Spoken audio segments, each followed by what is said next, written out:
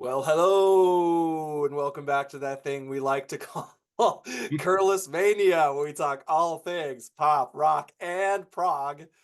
And so excited to have my guest back on the channel. I mean, it just, when guests come back, it makes me so happy. So I'm very, very, very happy to have Mr. Stephen Reid back. Stephen, how are you today?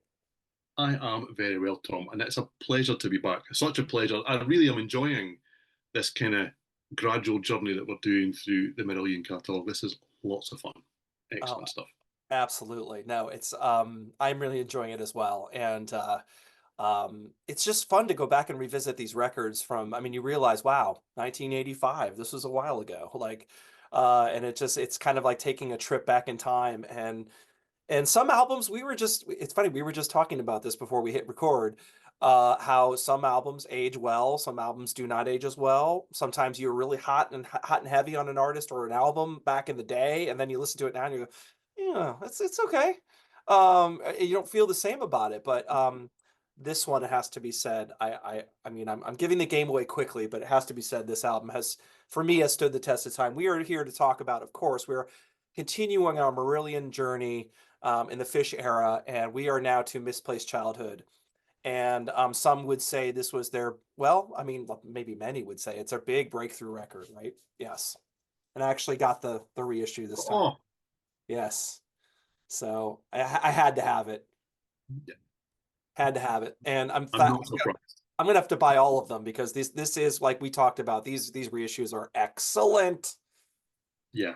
Along with a few in recent years, Jethro Tull is another one. I kind of view these as the gold standard.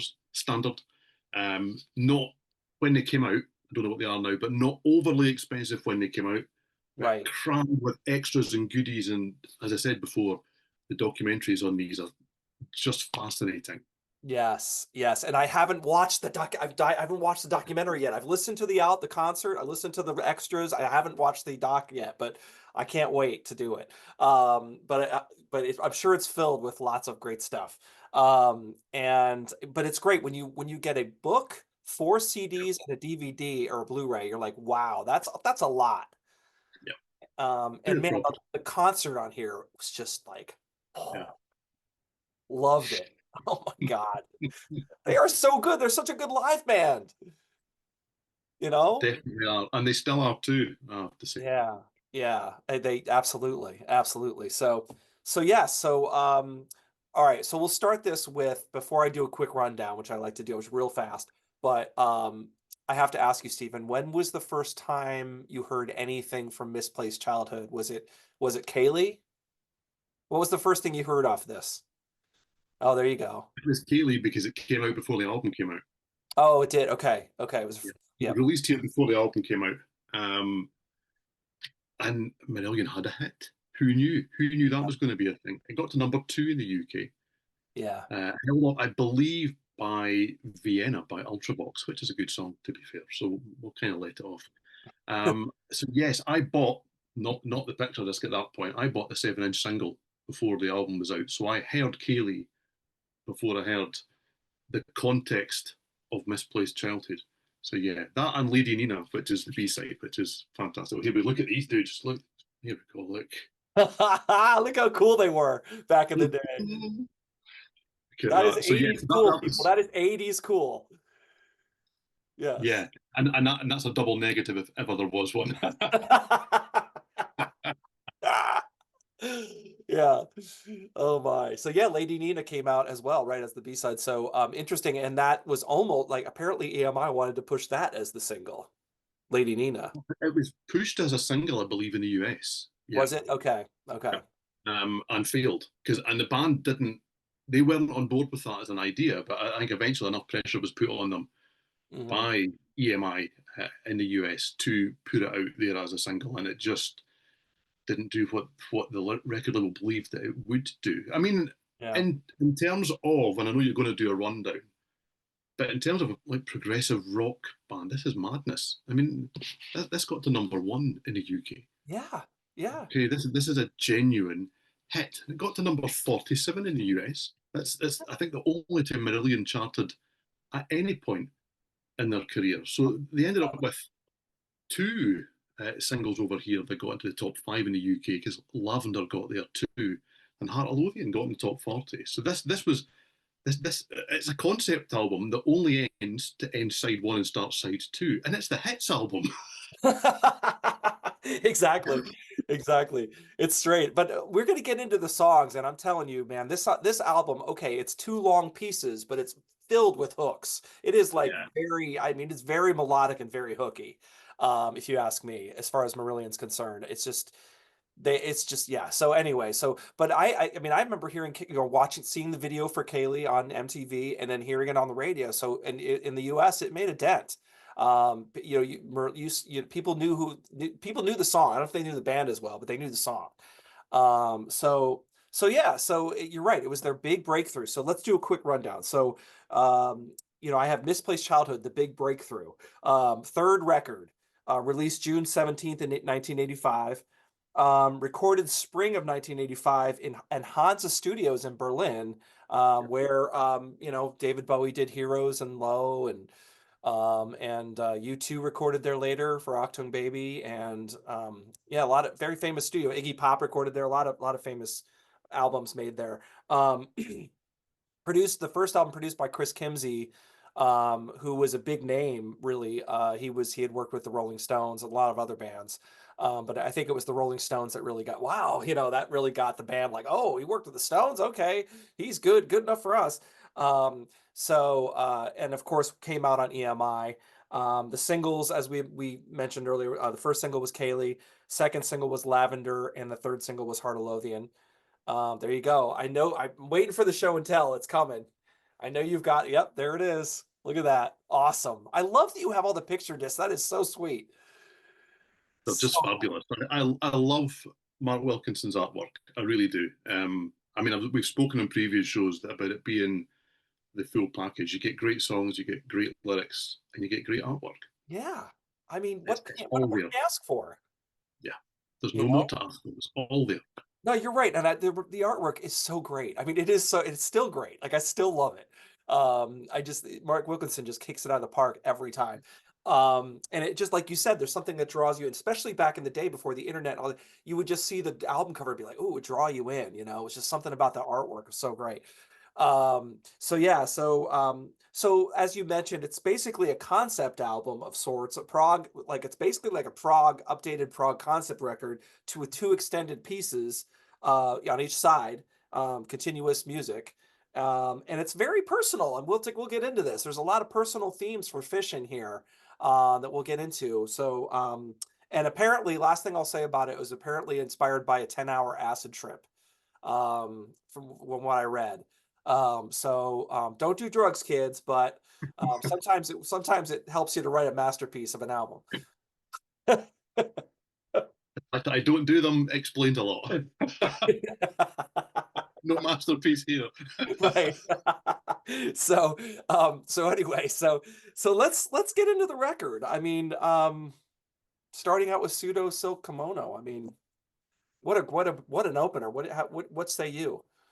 Yeah, what an opener. I mean, what a Yeah. ridiculous song title at the same time. Right. Right. Yeah, pseudo silk kimono. But I mean, it just works, doesn't it? We're setting the scene. We really are we're entering Yes. into misplaced childhood is what we're doing. And it does it really, really well. It's kind of cool. It's atmospheric. It's dark. And same again for a hits album full of hooks, it is quite dark, really. I mean, there are moments of release. Don't get me wrong, but it's a very kind of shimmering and deliberate opening to the album. I would suggest. It's kind of deliberate keyboard passages.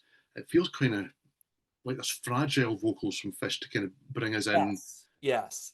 Yes. But Yeah. you already know, and hindsight's a wonderful thing. I do remember listening to this for the first time, and I bought it on week of release, and sitting, and you knew the hairs went up in the back of your neck, and you thought, we're in for something special here. This is going to be something special, and it works as a scene setter and an album opener. It's an odd album to break down this way, and I mean that in a nice way, because some of these songs clearly work in isolation because we've got hit singles on our hands here. Right, Some of right. them probably don't really.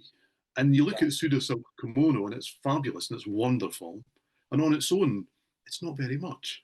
No, it's not. It's really not much. No, it's But not. it does the job really well. And that's key here. Yeah, I love your words of scene or scene setter. Like scene, it almost feels like the beginning of a play or something where like the curtains open and the lights kind of go dimmed and he's by himself on a sitting in a chair or something. I mean, it's like you can almost picture it in your head and he's kind of, like you said, he's singing very kind of deliberately and quietly and huddled in the safety of a pseudo silk kimono. I mean, I'm not sure what's happening, but it's very very but it's very it's like a movie in your head in a way.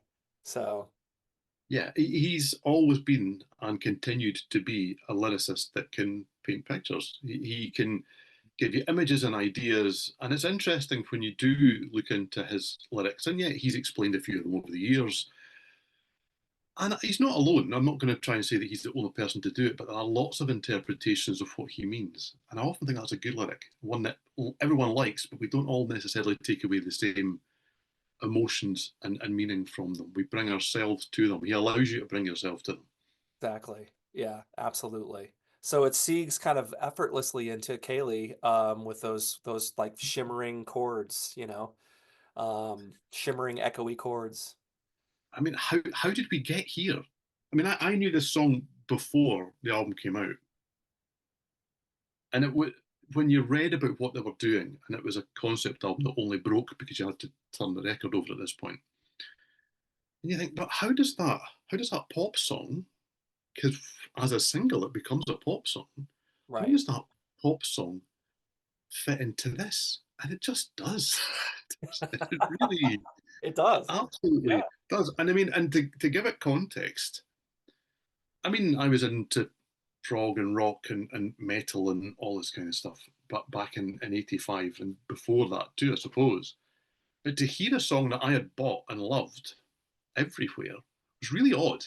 Yes, it was strange, In the right? Yeah. UK, the bands I loved, maybe Iron Maiden, AC/DC, Status Quo. Beyond that, there was the odd hit, the odd ZZ Top hit or whatever that got into the top 20 or whatever. And people were like, oh, yeah, they're a great band. I know them. They know like one song. Right. And suddenly Marillion were everywhere and everybody knew who they were and they could sing the song. And you were like, this is bizarre. I wonder if Yes. they've heard, I wonder if they've heard Fugazi. Yes, exactly. Yeah, because they were before that they were like the ultimate cult band. They were like this cult. They had this really like rabid cult following, you Yeah, know? absolutely. And I mean, they had reasonably big singles and they'd headlined at Reading and things like that. It's not Yeah, that they were, that's true. That's it true. doesn't come, Yeah. absolutely, it doesn't come from nowhere. Right. But there's a difference between kind of being building towards the top of that kind of niche but big scene Hmm. and going over the top into widestream public consciousness. Yeah. Yeah. And that's the difference. And Kaleigh on its own, followed by everything that came after, is what did that. And it is really odd to listen to it now in context of the albums sometimes because you do hear it, certainly over here in the UK, you hear it on the radio still at this point. And you often bump into someone of the correct age that has a name Kaleigh with the correct spelling and all that kind of stuff. And you're Yep. like, yeah, Yep. right. It really seeped Kind of that want. far. Yeah. And Yeah. yet, put it back in the album. And it has an atmosphere and a feel and a mood that it doesn't have as a single. It's Hmm. really quite fantastic. And there are moments, you say there's hooks all over this album, that Mosley does it, the drums come in. Yeah. Yes. Here we are, Yeah. we're on board. I just absolutely love it. And there's such a good guitar solo in it. Rodri is Oh, just a absolutely. magician. Yeah. Yeah. He's just fantastic. So yeah, we're already two songs into what is a dark, melancholy, at times downright unhappy concept album. Right. We've Right. got a hit single. But the music is so up, like, a lot of the Yeah, times, and we'll this is. we'll get Yeah, to that. There's that sour sweet thing happening a lot, absolutely. in this on this record, which they've done before. We talked about a little bit in the previous records too. But here, sidebar, real quick sidebar before we continue, and that is something that I thought of when I was, thinking about this record and knowing what I know about Marillion, that apparently after Fugazi, EMI was kind of like they never really, I mean, they had Marillion on the docket, but they were like, I don't, this band's weird and we don't really know what to do with them. And they didn't really, they tried a big single with Punch and Judy and it kind of was like, it didn't really take off. And apparently they were like they were kind of on thin ice with EMI before they made this record a little. Is that fair to say?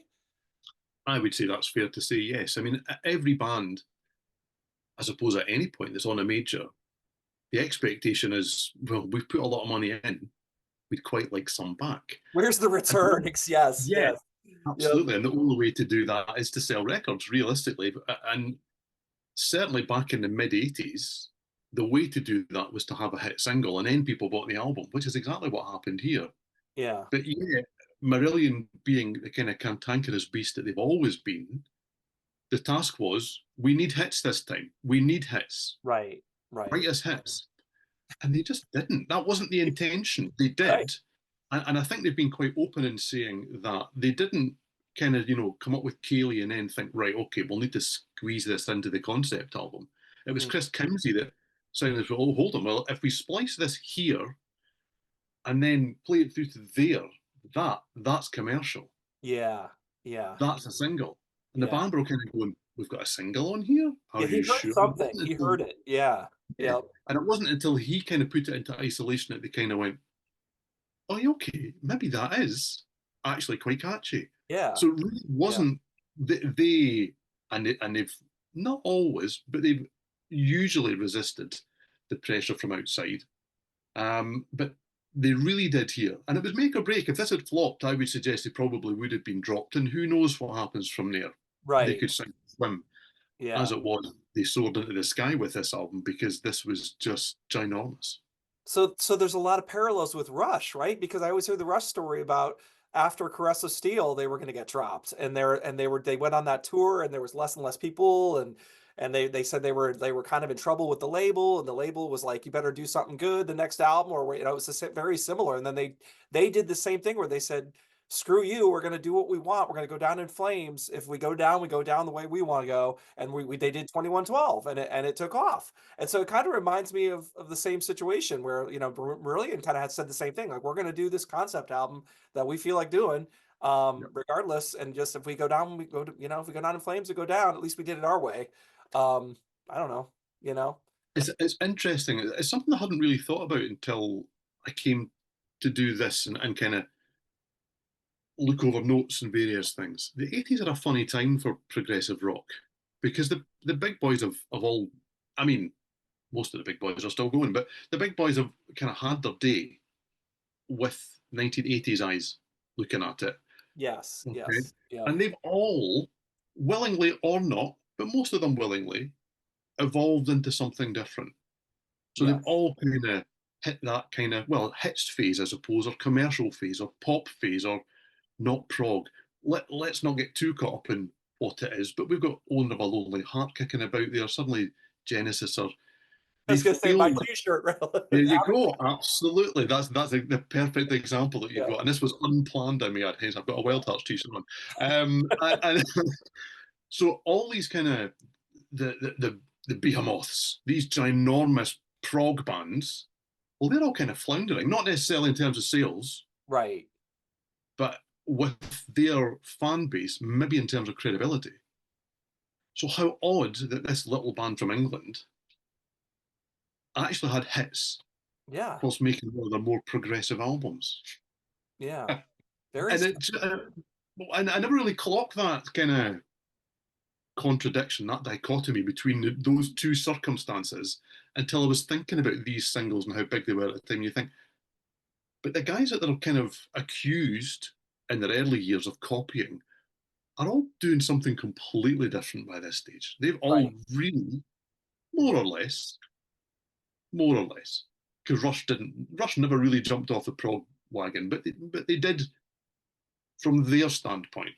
For the But yes, for that, right. yeah, Yeah, but in the 80s, most of them become something else. right, It's funny, and Marillion do too further down the journey because record right. labels getting and various things too. So yeah, just sorry. Yeah. Anyway, another sidebar there. Sorry, Tom. It was just that struck me through the week when I was listening to this and putting these things together. It was like, okay, this is actually bucking the trend, not just with the fact that it's a prog rock band making it big, Hmm. but they're doing the opposite of what the big bands have been kind of forced to do or done willingly, because a lot of these bands would say that they weren't forced to do these things at all. So Right, right. Yes. No, no, absolutely. So no, so anyway, so let's get back to the record. So no, I mean these are all great sidebars. I love them. I love and I started it. So yeah, so Kaleigh, and then it hit, goes into Lavender, which is another like very melodic. Yeah, there it is. There it is. I love the artwork again. Oh my God, love that. Yeah, there they are again. look at There they this. are. They're just Peach Wavis looks totally bored to be there. They don't look thrilled. Yeah, they're not, yeah, it's like the not smiling picture. Yeah, they're very serious men. Um, so yeah, but no, but Lavender is another beautiful track. I mean, another beautiful melodic.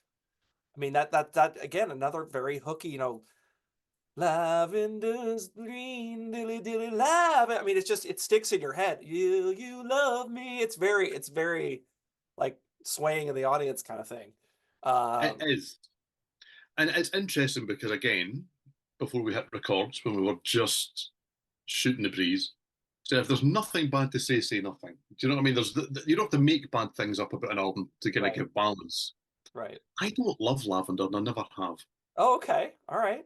And I don't dislike it. I Right. don't dislike. There's nothing bad on this album. There'll be people at home going, "Oh, Right. you What? said you didn't like Yeah. it," but Right. I, I'm talking.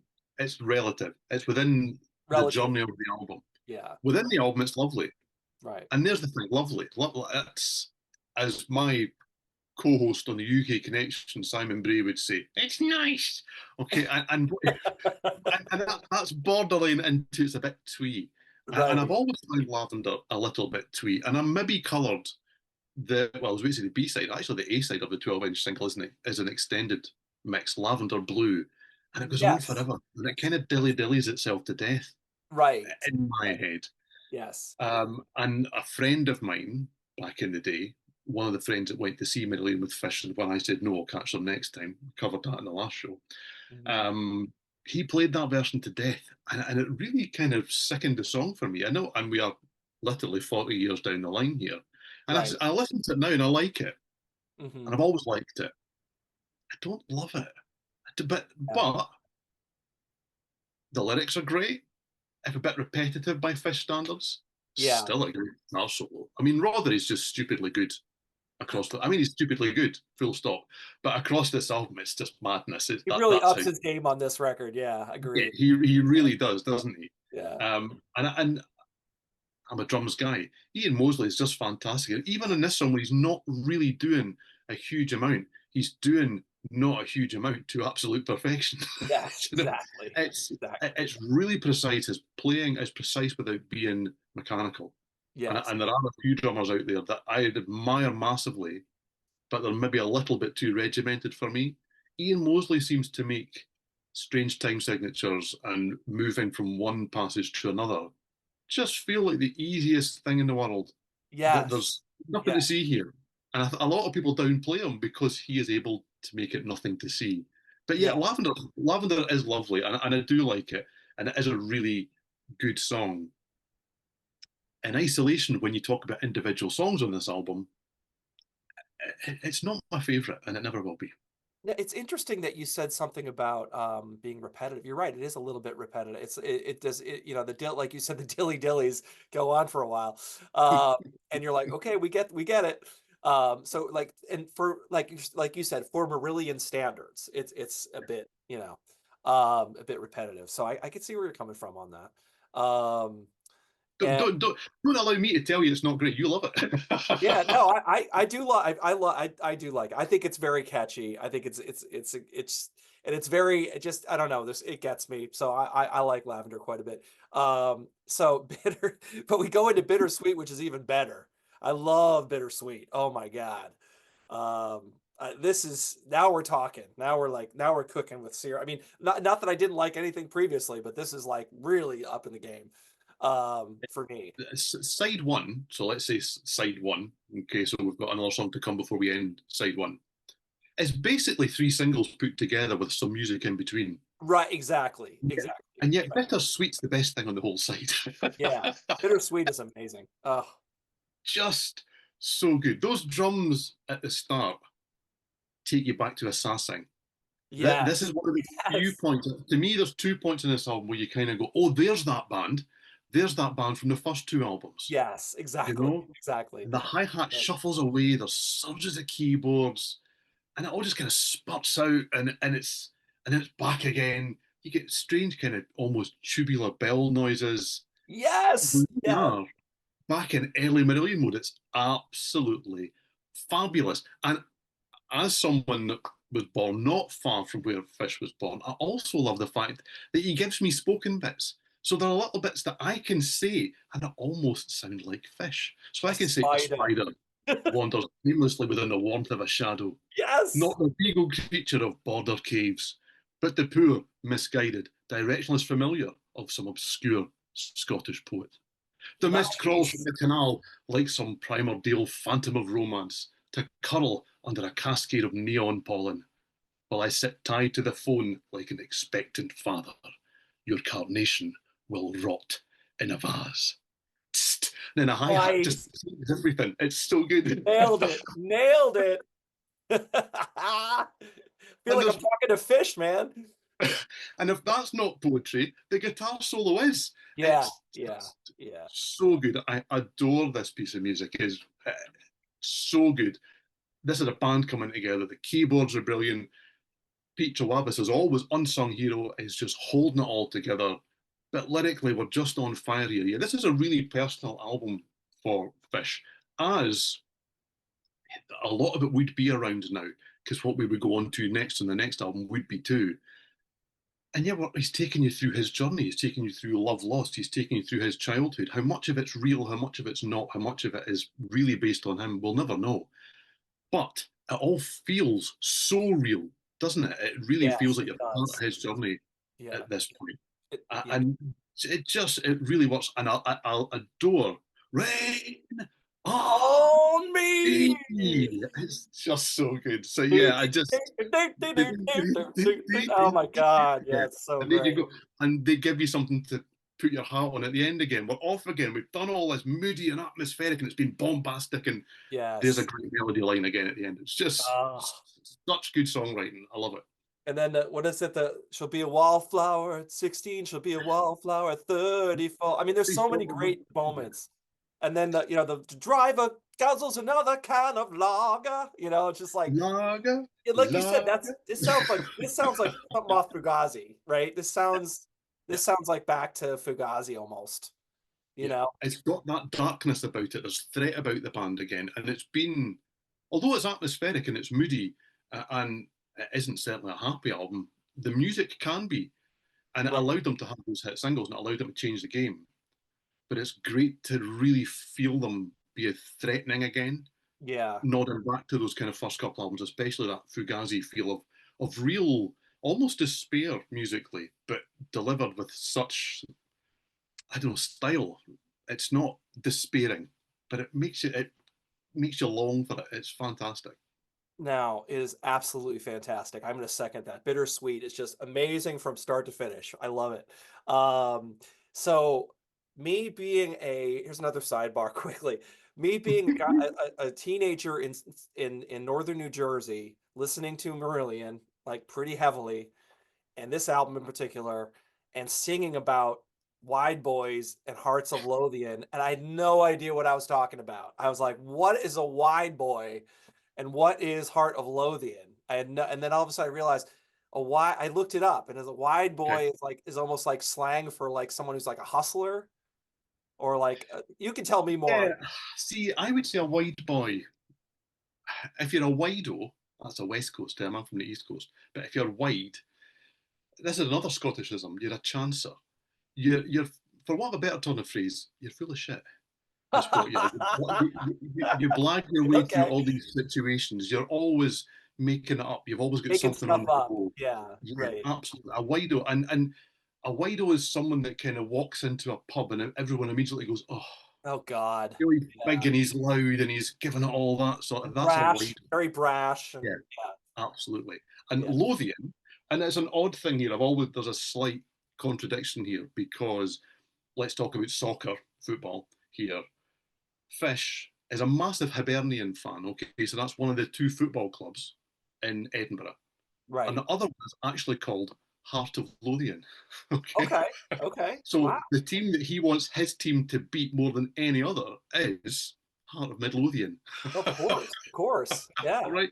So Lothian's an area in Edinburgh, is what it is. Like So he's got a Scottish heart. lowlands or something? Or something. Well, no, it's not Lothian. It's just an area of the city. So like you would have a different area in your US cities. You know, you have a neighborhood. Right. So it's Right. in US parlance, Lothian it would be a neighborhood. Yeah, like In Chicago's got neighborhoods like the Gold Coast and absolutely, yeah, yes, Lincoln absolutely. Park. So Yeah. Lothian's a neighborhood. So he's just trying to show he's an Edinburgh boy. Right. So if Okay. you've got a Heart of Lothian, even though the football club he hates is Heart of Midlothian, if you've got a Heart of Lothian, you're an Edinburgh boy, is Got what it. he's trying to say. Got it. There you go. Okay. Got it. And I mean, and yeah, Lothian means Scottish and all this kind of, but yeah, it's he's been quite specific about this. It's Edinburgh, is what he's talking Got it. Got it. So there we go. So now I knew you would help me with that. So about. so I don't know if because it's I any clearer, but there you go. yeah, because I'm just doing the white boys, born with hearts of Loria, and I'm just singing it like crazy, and I'm not really what I'm talking about. But yeah, but I love Heart of Lothian. What's your take on that song? Oh yeah, it's absolutely fantastic. I really, I say I do like the show and tell. I love the artwork. I mean, I could talk about these singles all day, Yeah, every day. yeah, yeah. Um, Very moody on the back here. You got a live version of Chelsea Monday. Oh The yes, artwork works with that too, so it does. Um, and nice. interestingly, the single version of Heart of Lothian actually borrows the end of Bittersweet. Yes, it So if does. you Yeah. play the CD, where it cuts Heart of Lothian from Bittersweet is not where the single starts. It starts from a little bit earlier. It's just one of those things that when you hear it now, you think, oh, yeah, right, okay, that isn't actually where it all starts and finishes. But yeah, it's a great song. It's a really, really great song. I think it's one of the best vocals on the album. He's in a slightly lower register, really commanding, really emotional. And yes, it's the hook is there. There's a sing along chorus again, as you're saying, you're white boys, white boys, white boys born with Yes. heart of Oblivion. Yes. And you punch the air, you sing along, and it is just absolutely fantastic. And At the end, so, it's the I was born. Yeah, it's like everyone's oh, got the lighters up. absolutely, yeah, it's just so good. And another little sidebar, because we're doing them today, it would appear, is the video is just it's great nonsense. The video is just the strangest thing. It's got nothing to do with the story or the concept. It's the band on the way to a gig in a small bar, and they're in an old, I don't know, it's an old Jaguar or an old Bentley or something like this. So you've got four guys, the four instrument players are in the car. And Fish, for whatever reason, it's never explained, is out with the thumb up at the side of the road, desperately trying to Hitchhiking. get Yeah. trying to get a lift to the gig. And the Right. gig ends up getting cancelled. And there's a barman in the bar, as you would expect, who actually was a barman in a TV show here in the UK called Minder. Okay, so for anyone in the UK who would be watching this, go, that's Dave from Minder, is what they Oh, would be got it. doing. And Is he's that is that the bollocking the guy that's band going, there's out. supposed to be five people or whatever? Yes, Yeah, yeah, yeah. absolutely. So he Right. was a face, and that was the character that he played, really, in a program called Minder, which was huge news here in the mid 80s. Um, and for some reason, Fish doesn't make the gig. And you think, what has this got to do with anything? But it's great. I actually really like the video, but it's just like, If you're a part of Lothian, you're usually late. Is that? I'm confused. no, I don't think so. But Uh, who knows? But it's great fun nonetheless. no, that's funny. No, I'm with you. I saw that video and I was like, this is interesting. It's an interesting video.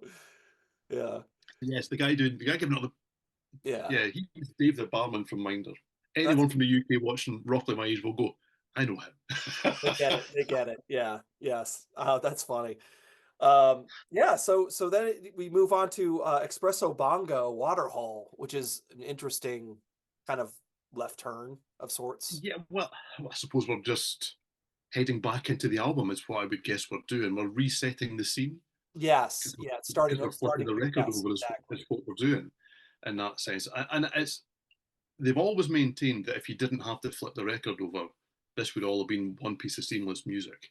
Oh, I don't okay. really Okay. know, but I don't really know if that works. I've never actually. I mean, obviously, I've now got it on CD, but it still fades out and fades back in, I believe, from memory, because well, there is a fade there in the album. Right. Um, Right. but yeah, it's another excellent way back in. Really great bass line and Waterhole Espresso Bongo, not the catchiest title. I like to start the sides with not catchy titles, but here you go. Right. Right. And great powering drums. And yeah, Marillion get a little bit heavy, and I like it. Yeah. Yeah, it's kind of frantic. It's kind of that it's like, whoa, what is happening? Like, yeah, Yeah, it's pretty cool though. I like it. yeah. Um, but I don't like it. I mean, I love Lords of the Backstage. So it goes into Lords of the Backstage, which I just absolutely love. I just love this track. I don't know, there's just something about that ding ding ding ding ding ding ding ding ding ding. It's just like, oh, that's so killer, you know? It's like a train starting its journey, isn't it? It's just Yes. got energy about it. And I mean, same again, this is a strange album to break down because when you actually sit and look at the times as you're going from this and think, right, okay, I'm going to talk about Lords of the Backstage. So I better watch when it starts. I'm watching my Right. CD player, which is sitting over Yes. here, by the way. Just for context, I I was look at doing it. that. I was like, where are we? That's exactly right. And then you see it click onto the next song. So well, we're in Blind Curve now, and you go, hold on, I love Lord of the Backstage. It's less than 2 minutes long. Very quick. Yeah, it's not It's long at all. very quick. It Yeah. really is just a joining piece. And I do wonder if there was a little bit of kind of that. Let's pretend to the record label that we've given them 5 songs per side. You know that the first 2 albums I've got like I think 6 on the debut, 7 on Fugazi, we they want hits and they want singles. Let's pretend there's 10 songs on this album. Yes. It's Yes. maybe not really. Yes, exactly, exactly. No, you're right, you're right. There's a lot of that. There's in this record, there's a lot of kind of like little pieces, almost like felt like they were put together.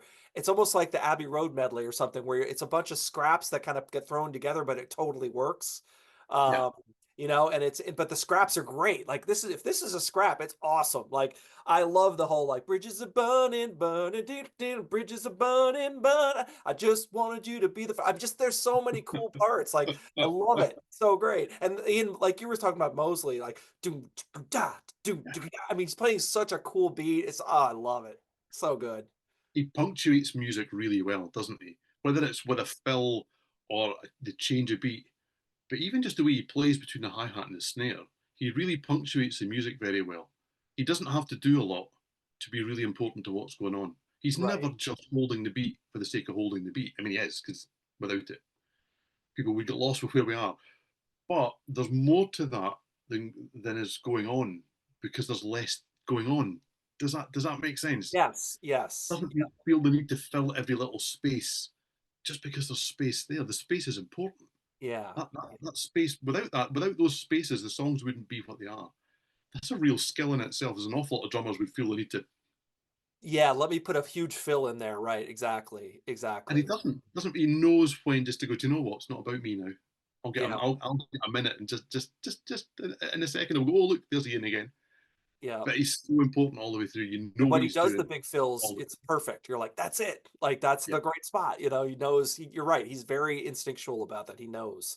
yeah, Really cool, really cool. So then we head into, like you said, that's a quick song. We head into Blind Curve, which is another, oof, here we go. yeah. Uh, more greatness. Do you know it's interesting, Tom? Because and I agree with you. We are totally on board here. This is the other song on this album that, for me, and we're both going, this is greatness. And the two that we've really, really highlighted out as aren't these fantastic songs are the two that you could most imagine putting on the 2 albums that came before.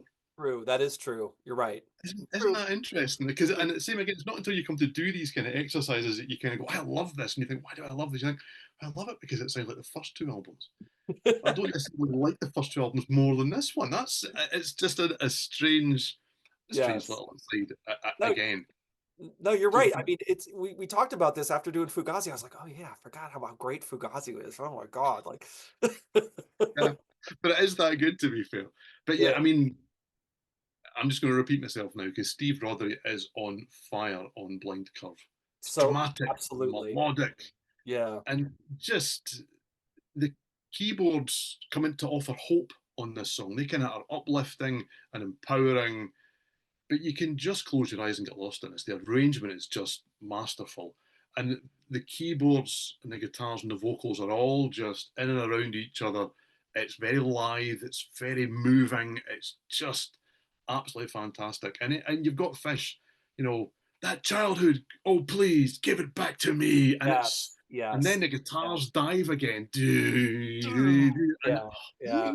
it's just, we're really pulling at the emotions here now. It's just so good. And then you get the reprise of the guitar solo from Heart of Lothian. I love it when a band does that. You Yeah. go that Yes. you just The think, reprise. oh, Yes.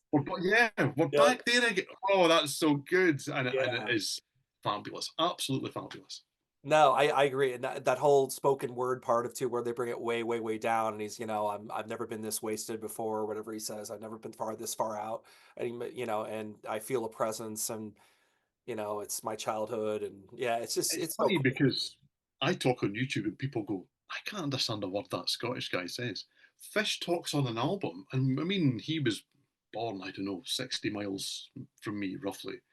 And yeah, he's amazing.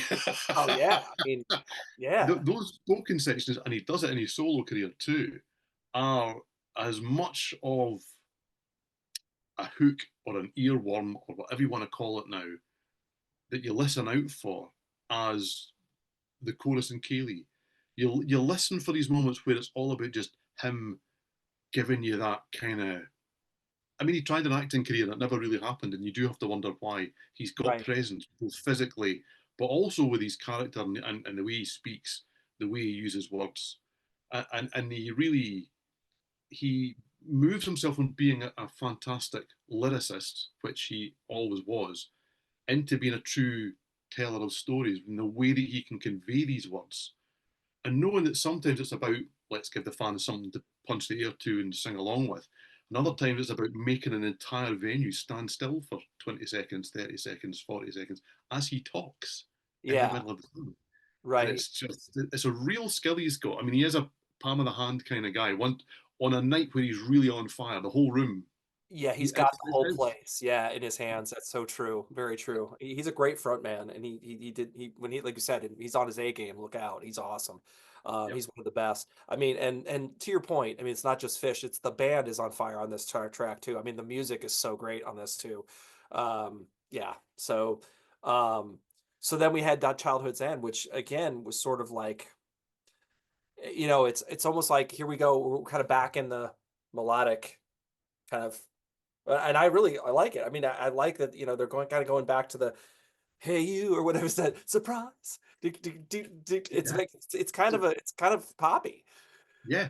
you know? I mean, you almost clicked your fingers there. It's got that kind of feel about it, doesn't it? It's almost kind of groovy at this point, Yes. which, considering where we've come from, is not what you would expect. It's unashamedly up tempo, especially in the context of the album. But that is clever. It's light and shade. You don't want shade all the time because there is a fair amount of shade on this album. It's quite dark and moody and introspective, not depressive. It's introspective, is what it is. It's someone looking inward and talking about themselves. And yet, there are huge moments of release and sing along sections, and this is just up tempo. It's lots of fun. The drums are driving everything along. It's a great vocal melody that takes everything up a notch. I mean, as I was touching on there, we're talking about how good Fish was. He's not a great singer. He'll never have Right. been a great singer, but Right. who could have done this any better? Absolutely nobody. There's urgency and yeah, there's storytelling, as I've already said. This is great stuff. We've risen out of that kind of intenseness into something much more light and uplifting. Yeah, it's almost like the sun came out, and the way he sings it and the way he brings it. And yeah, there's just this, and like you said, great point. I mean, he's not like this amazing technical great singer. But you can tell he means it. I mean, that's the thing about Fish. You always feel like he means it. I mean, he's very in. He's 100% in, and you feel it coming from his vocals. Yeah. And this is I just think it's a great, again, another hooky sort of melodic song. And like you said, it kind of grooves along and that it's like it's very cool. It's I like it. Um and that whole there is no childhood's end, that it just at the end, it's just yeah. It's funny you saying there because, and getting way ahead of myself here, because further down the line, Steve Hogarth would have to sing some of these songs. And you can understand why, with hindsight, as the band very quickly played less and less Fish material, and a lot of fans didn't like that, and I understand that too.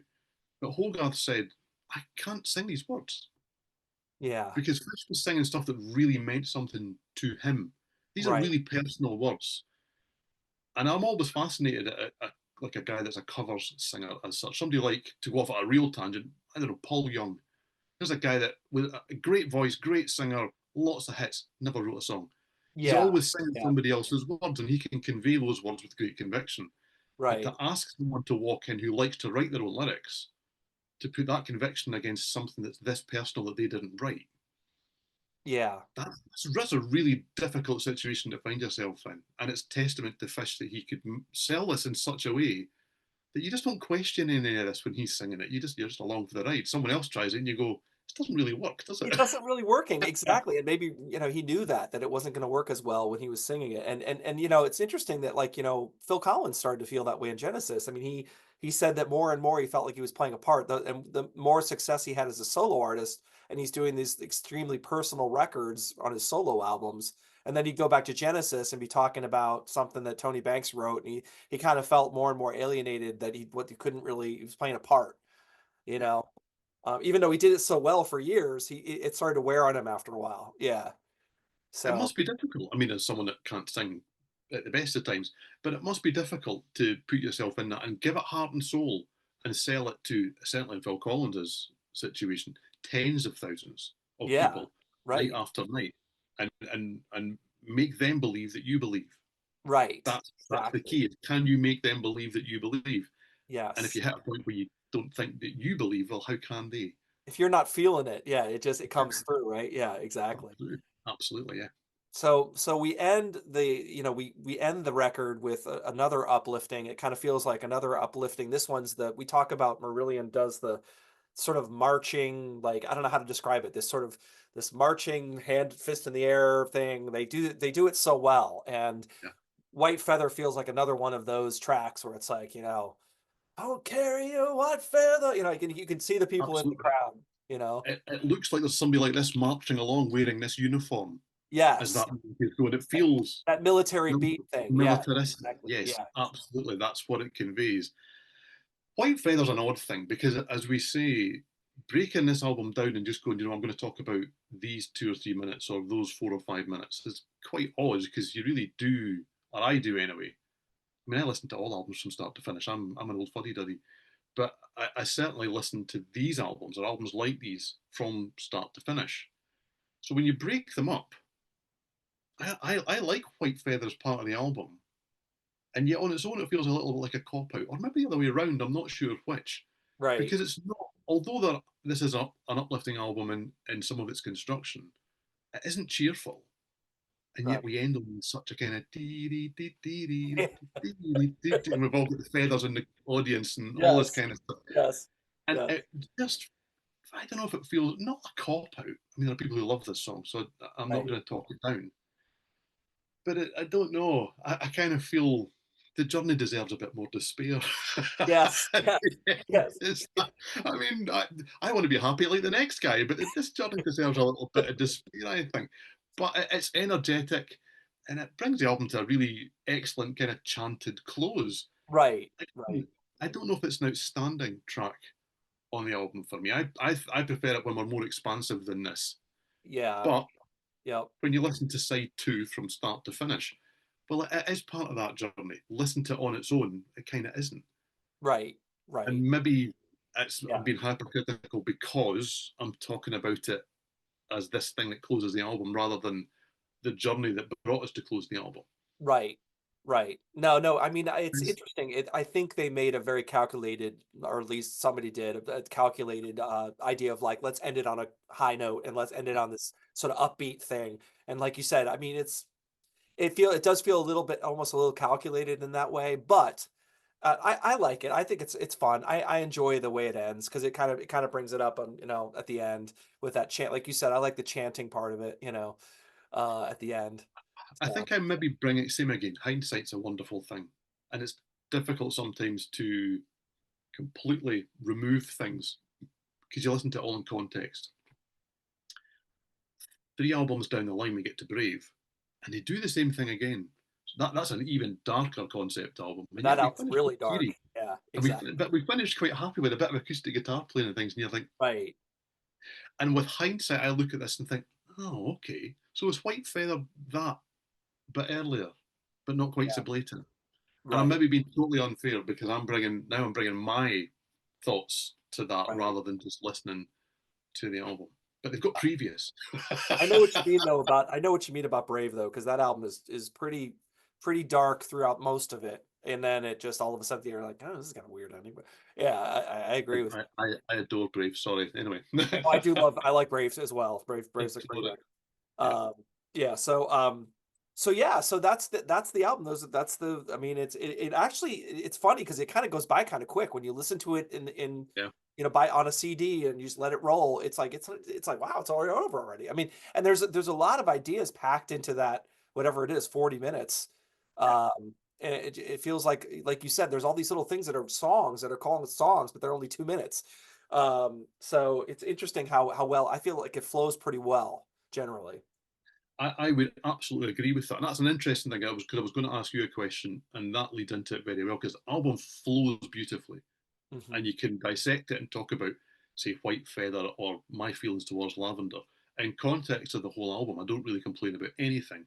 Right, And yet, the record label wanted to push Lady Nina onto the album, and Freaks, which is the B side of Lavender, right, right. well, that gets a lot of love, and it got a live single release later on down the line and various things. So, what do you think of those B sides? Because they're not on the album for a reason. What do you think of Lady Nina and Freaks? Yeah, I like them, but I don't think that they fit. I definitely like. There's something about those two songs that I couldn't see them on the record.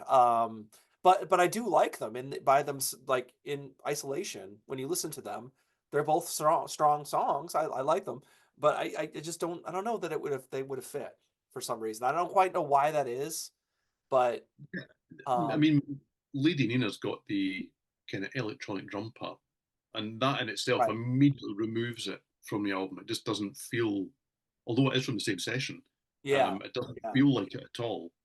Freaks, I think you probably could musically force onto the album, but it would stand out. It's maybe slightly done with a different arrangement and a different production on it, could be pushed into clutching at straws more in terms of the exactly, way that it kind of exactly. works and the way that it kind of feels. I could hear Um, clutching at straws more than this record yeah, for some reason. I would say so. Yeah. But I do love it, and a lot of bands were kind of back to that again. I guess where we get standalone songs and things from bands.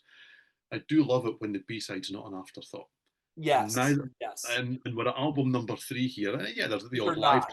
Yeah. and things, but the B sides, and I should have brought the compilation B sides of themselves through for that. The B sides are not an afterthought. They're as No. good as what's on the albums, Hmm. even if you wouldn't necessarily want them on the album. Cinderella Sept has been mentioned for Fugazi. Great song. I love it. Great song. Adore it. Yeah. Right. Probably don't want it on the album. It doesn't work on the album. It doesn't feel right. These two don't feel right for the album. I'm so glad we've got them though. Oh, I'm so happy. I'm so happy with them. Absolutely, I'm so glad they exist. Absolutely. I mean, Lady Nina. I mean, I can see why the company was kind of pushing this song. Like, oh, maybe this could be a single because it definitely is a strong song, and I love the idea of it being about a prostitute and that you sort of like fall in love with and you're but you're not sure if she's just in it for the money or what. Like, it's just, I love the whole concept of it. I think it's a great song. I love it. And one night you're Marilyn Monroe. What is it? One night you're Elizabeth Taylor. Next night you're The Marilyn next night, Monroe. Marilyn Monroe. That's Yeah. right. Yeah, Yeah, yeah. I love that. And then all the best freaks are here, or what, it kind of is apparently a song about their fans or something like, or the or they're something like that, or they're It's along those lines, yes. All the best freaks are here. Please stop staring at me. yes, That's yes, a great lyric from that song. And same again, it's just, I really like Freaks actually. I probably prefer it out of the two. I didn't at the time. I'd maybe do with hindsight. Um, but yeah, I just wanted to mention them because they are so good, and yet I'm glad they're not on the album. yes, yes. Yeah. I agree. And I love that you said something about almost Freaks almost feels more like it could be on Clutch. That's a great thought. I just thought the same thing. It's like it feels I more mean, like that. getting ahead of ourselves here. Yeah, This album is dark, personal, with lots of uplifting moments. Clutching at Straws is dark and it's personal with right. lots of uplifting moments. And yet, for some reason in my head, Clutching at Straws is a far darker album than this one. I feel the same way. I And feel the same way. Freaks is a far darker song than Lady Nina, for example.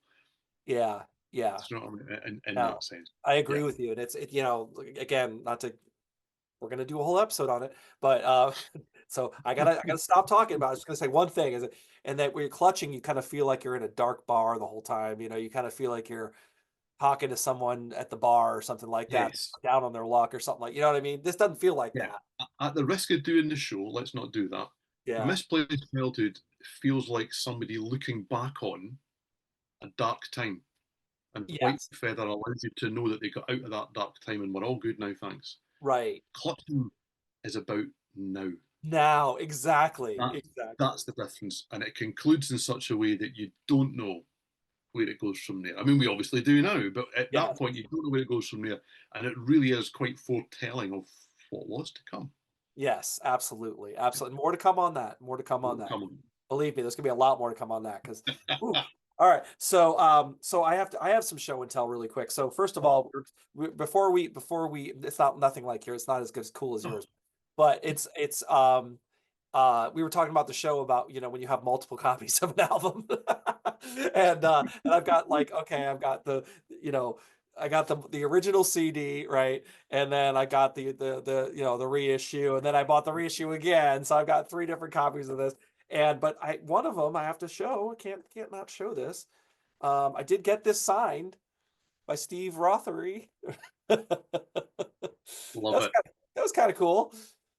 In Milwaukee, Wisconsin. So there you go. Yeah, it's interesting because before we record, we were talking about my journey with music and various things. And I don't necessarily need multiple copies of certain things. This is not my only copy of Misplaced Childhood. Yeah, I'm not going to lie about that. There are certain bands where I can't break up the collection. That's not a thing, and this is one of them. I Yes. can't break up the Marillion collection. I'm showing the picture discs, but I've also got the 12-inch single. I've got the 7-inch single. I have for some of these the 7-inch picture disc. Right. Once we get a little bit further down the line in the catalogue, I've got the cassette single. Yes. Exactly. It's like I don't even want to admit it, but I've got it. No, that's funny. No, I mean, it's very cool. I mean, again, we're collectors. It's as Pete says, it's a curse a collector kind of thing. It's just you can't help yourself, especially if you love a band as much as we love Marillion. It's just hard to stop yourself. Absolutely. But it brings us joy, so that's what are you gonna do, you know? Certainly does. Absolutely Yes, does. yes. So, any concluding thoughts on Misplaced Childhood before we wrap it up? Yes, I suppose concluding thoughts is for many people it is still the crowning achievement in the Marillion catalogue. I don't necessarily agree with that, but I also don't necessarily disagree with that. Yeah, It's a career defining album for yeah, sure. The journey changes from here. They tour it incessantly, and that's part of the problem.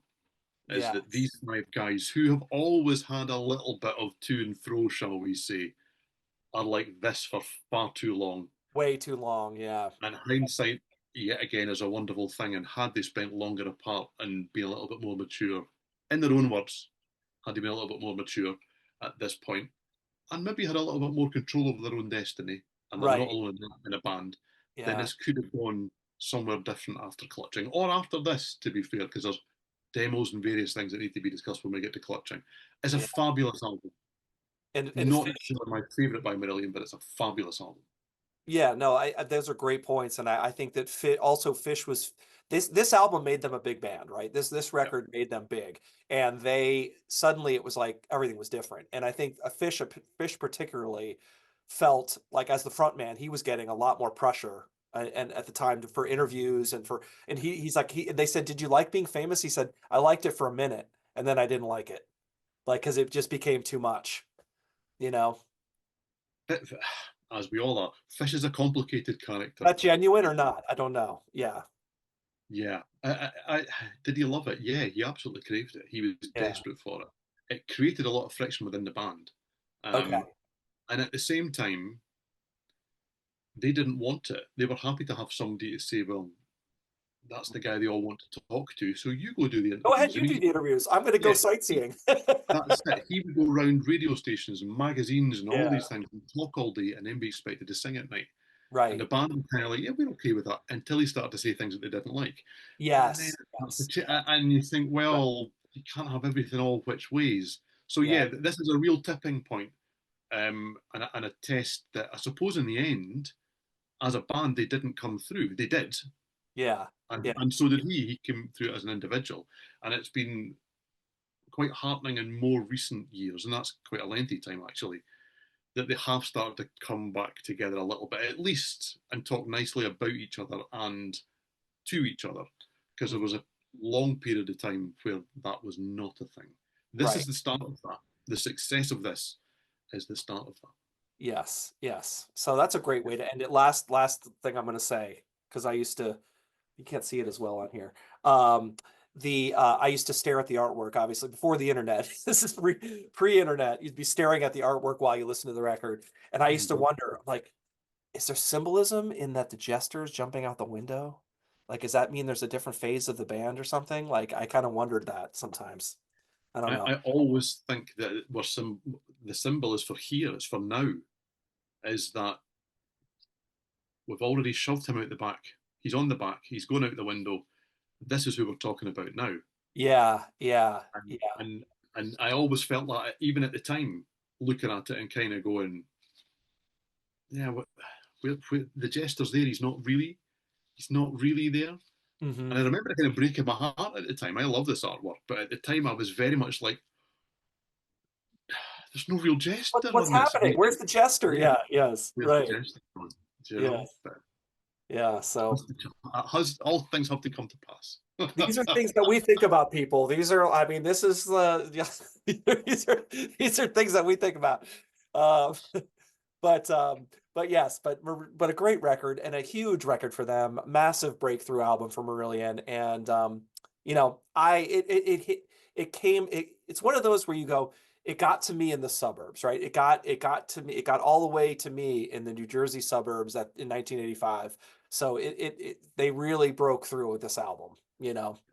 Um, I mean, I was a fan. Yeah, it's yeah. Anyway, it got me. Put it that way. Good. So yeah. So I really enjoy this record. So last question for you before we wrap it up, and that is because you did this to me last time, so I'm gonna do it to you now. Where would you where are you gonna place this record in the scheme of things? And this of the whole Is it catalogue. is it better? Is it better than Script? Oh wow! No, see, this is the problem. This is why on the UK connection we cop out of this, and Yeah, we talk you about don't do favorites. this. We Yeah, we yeah. do favorites and least favorites because you can admit an album is better, but you don't prefer it. Right, right. Yeah, So yeah, at the time when this came out, I bought this on week of release and right. I played it incessantly. And it was probably for maybe 3 or 4 years, probably my favorite album. Yeah. Now, and let's just talk about the Fish era because we're going to wrap up the Fish era And we're in an just album. talking Fish now. Yeah. Yep. I would probably place it. I see, and I now even reappraise Fugazi because Fugazi used to be my clear least favorite out of these four. Yeah. Brilliant album. Yeah. Yeah. I'm going to say So this out hard. loud. It's so People are hard. going to go, "Oh I'm no, he really said put, this out loud." I'm This really is putting you maybe on the spot. you have, and I'm going to really go out there. This is maybe my least favorite Fish album without a Okay. doubt. Okay. There you go. There you go. And And I'm guessing you don't agree. but that's not saying that it's not good, right? I've, It's just I've, in your preference, you know. And I'm the I've same way. gushed over this album. you know, I'm with you though. I'm with you. I totally put you on the spot, and I am with you on this. That like when Yeah. especially when we just did Fugazi, that album like raised up in my ranks. Like it's like whoa, I forgot how good Fugazi is. Like I love it. It's so there's something about that album. Yeah. So it's like man, as I much as think I love this album, I don't know. I, I think with Fugazi, I think because I my brother was into the Marillion really before I was able to buy music in real terms. I was too young for Fugazi. Right, right. So when I first heard that album and got into it and really liked it, I was too young to get Fugazi. No pun intended. Um, okay, before somebody picks me up on that. Whereas Script didn't feel quite so impenetrable to Right, somebody of that age. Whereas Misplaced Childhood, when it came out, was way more accessible. They had hit singles, and you knew I could sing Kaleigh before I got the album and all this kind of stuff. right. And therefore, Misplaced Childhood was a much easier album to get to know. Now that is not to talk it down. I don't want anyone thinking we've come at the end of this album, this show, after going, "Isn't this such a great album?" And now we're going, Right. "Oh, it's all right, really." I Yeah. love this album. It's a fantastic album. I really think that the four album run with Fish, and for me beyond, but with Fish, is just really pretty phenomenal. There Pretty are very special. few, Pretty yeah, special. there Yeah. are very few down moments in this. I come back to this album the least out of the four, and Yeah. probably Yeah. with quite some distance in actual fact. Yeah. No, and that's sometimes that's how you have to do it. It's just like I just don't listen to this as much as the like I don't, you know, and you sometimes that's just the way you go. You just go, well, I don't pull this one. If I listen to Marillion, this is the last one I pull out. And it's maybe it's because, you know, Kaleigh got so much play and Lavender got a lot of play and like you said, it's a little bit different than, you know, when this was the big album that had so much and there's also that thing of like if I've heard it so many times or whatever, you know, there's a lot of things that come into play. So yeah. And yet, at the risk of making this show 4 hours long, and yet, and I'll come back. So sorry, I'm going to go back a long time here because I can't remember what tour it was and when I saw it. Was the Sounds That Can't Be Made tour that Marillion did, and when they played in Edinburgh, fittingly, they played from Kaleigh through to the end of Heart of Lothian, and I went apeshit at the Yeah, end of it. yeah, yeah. So I'm a complete hypocrite because Right, take that right. nostalgia and put it there and put it on the stage, and I And was, you're just like, yes. yeah, Yeah, I was exactly. 12 again. You know, Right, listening to this album for the very first time, going, "Isn't this just the best thing I've ever heard in my life?" right, right. Yeah, yeah. The problem is mine, not the albums. Yeah. I mean, I put Steven on the spot. It's not fair. It's believe me, No, it's it was a great question. That's a great question. yeah. I'm okay with that. Yeah, yeah, no, but I just think it's just this like you said, this whole four album run is very special. It just Yeah. is.